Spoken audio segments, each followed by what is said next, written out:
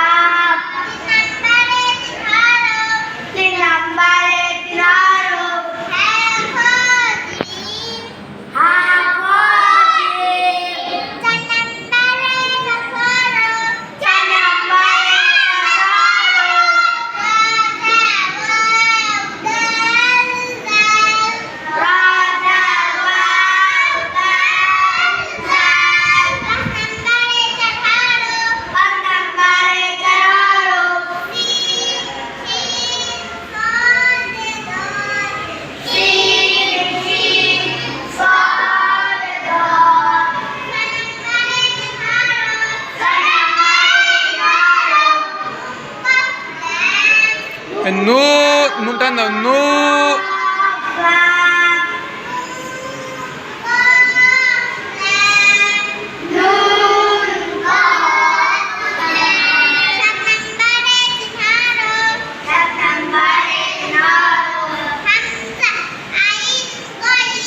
Ain tanda ain goin. Bro tamis.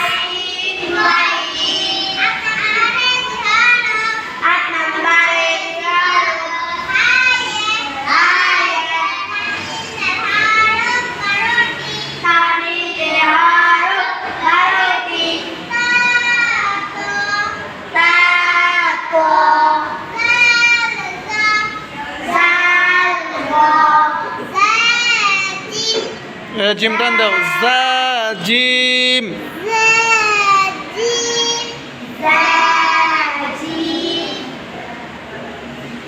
তারপরে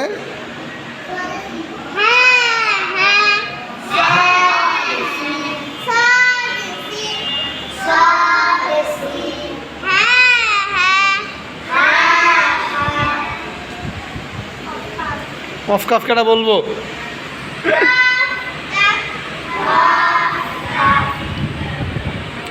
আপনারা সবাই পারেন? হ্যাঁ, আলিফ পারো? সত্যি পারো? মন থাকবো? বলতে পারবা?